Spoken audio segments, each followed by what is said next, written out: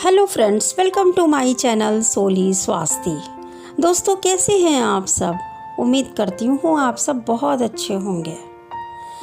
आजकल नवरात्रि चल रहे थे और नवरात्र में सभी लोग थोड़ा बिजी रहते हैं, व्रत में, फास्टिंग, पूजा पाठ, बहुत सारे काम होते हैं। इसीलिए दोस्तों मैंने भी बहुत दिनों से कोई भी वीडियो नहीं बना पाई थी, थोड़ा सा अपनी सिचुएशंस में बिज़ी थी।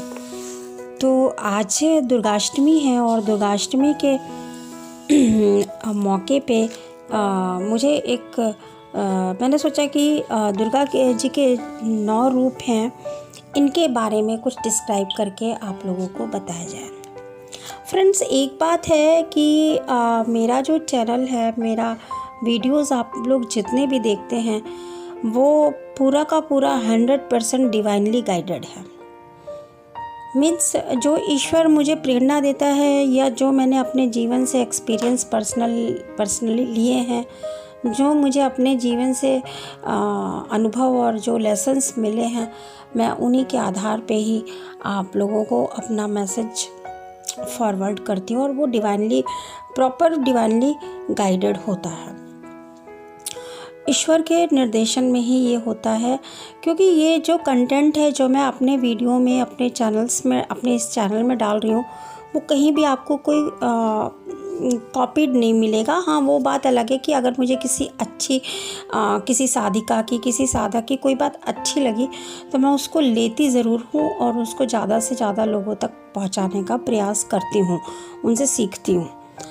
तो मैं इसीलिए रेगुलर बेसिस पे नहीं बना पाती हूँ, क्योंकि मेरा जो पर्पज़ है वो कोई अर्निंग या कोई फ़िज़िकल पर्पज़ नहीं है यूट्यूब में वीडियोस बनाने का। मैं जस्ट एक अच्छा मैसेज लोगों तक पहुँचाना चाहती हूँ, जिससे कि लोगों को सही दिशा मिले और सही मार्गदर्शन मिलने में शायद कुछ छोटी सी मदद मेरी तरफ से भी हो पाए एज ए लाइट वर्कर।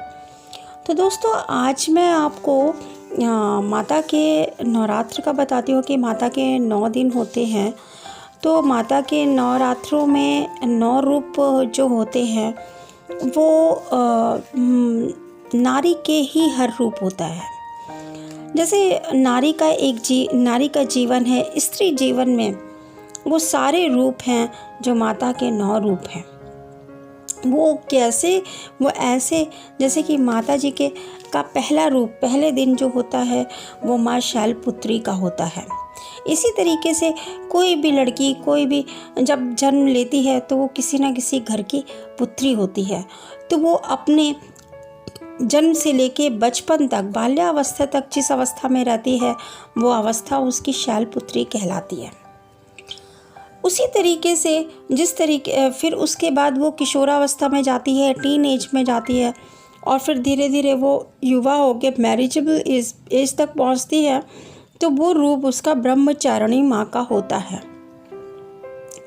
और जब वो शादी हो जाती है, उसकी किसी की विवाहिता, किसी की दुल्हन बनती है, तो वो माता चंद्रघंटा का रूप होती है।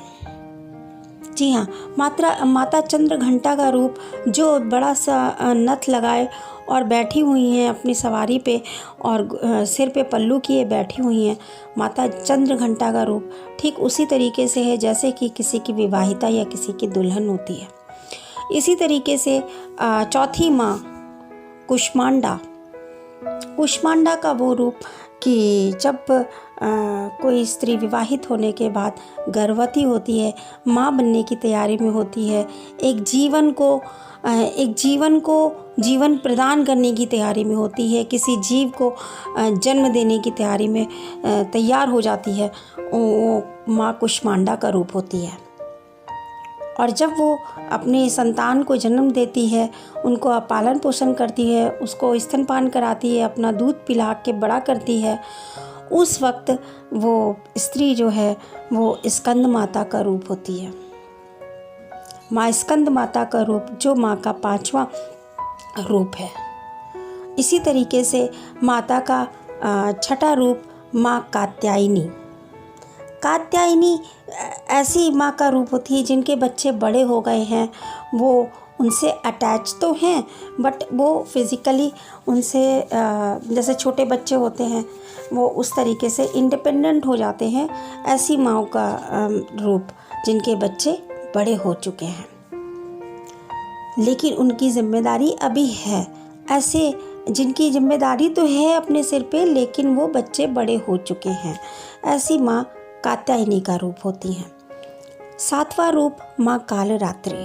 माँ कालरात्रि का रूप एक औरत में तब दिखता है जब बच्चे बड़े होके और बाहर की दुनिया में जाते हैं, कॉलेज में जाते हैं, स्टूडेंट्स अपनी सोसाइटी में जाते हैं, तो वो रूप जब होता है माँ कालरात्रि का, क्योंकि उन बच्चों का समाज से डायरेक्ट इंटरेक्शन होता है, उनकी अपनी भी दिमाग और बुद्धि सूझबूझ चलती है, उनकी सारी चीज़ें जो उन्होंने शिक्षा अभी तक स्कूल या घर में माता पिता परिवार बुज़ुर्गों और समाज से सीखी होती हैं, वो बाहर जाके उनका अपना समाज होता है और उसमें फिर वो प्रैक्टिकली अप्लाई करने का टाइम होता है। तो माँ कालरात्रि का रूप वो माताएं जिनके बच्चे जिनको दुर्गुणों से या बाहर दुष्प्रवृत्तियों से बचने के लिए कोई गलत संगत में ना फंस जाए, उस शक्तियों वो जो रूप होता है माँ का, उन लोगों से बचाने का रूप, अपने बच्चों को बचाने का जो रूप होता है वो माँ कालरात्रि का होता है। और माता का 8वां रूप है महागौरी।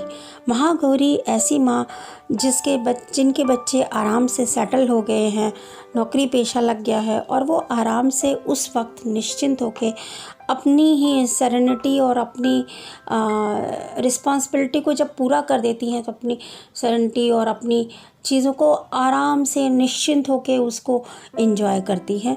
ऐसी माँ आराम से निश्चिंत होके बैठी हैं तो उनको महागौरी का रूप कहते हैं। और माता का 9वां रूप है सिद्धिदात्री।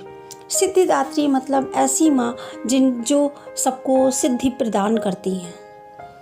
सिद्धिदात्री सबको सिद्धि प्रदान करने वाली माँ सिद्धिदात्री।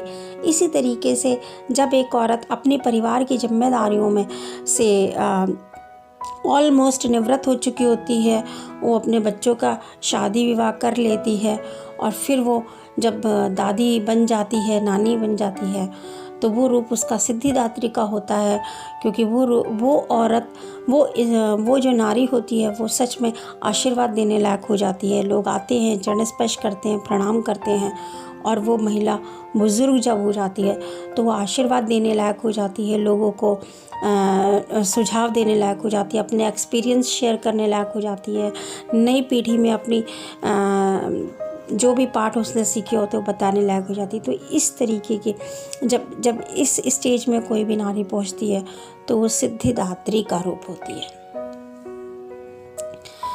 तो फ्रेंड्स, मैं यही एक इम्पॉर्टेंट चीज़, मुझे मैसेज बहुत दिन से लग रहा था कि मैं आप लोगों तक पहुंचाऊं और मैंने बहुत दिन से आप लोगों से वीडियो भी नहीं बनाया, तो मुझे लगा कि ये एक मैसेज छोटा सा मैं आपको पहुंचाती हूँ। और ये मुझे सुबह से लग रहा था कि मैं इस चीज़ में वीडियो बनाऊँ। तो इसी के साथ मैं अपने वीडियो को स्टॉप करती हूँ।